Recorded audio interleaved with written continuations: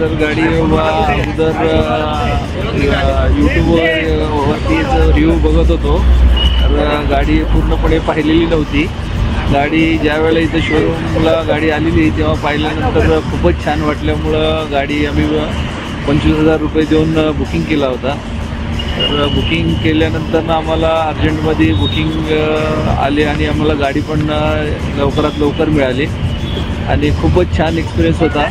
गाडीचे सगळे शोरूमवाले जे पण होते त्यांनी सर्वांनी आम्हाला भरपूर कोऑपरेट केलेले आहे.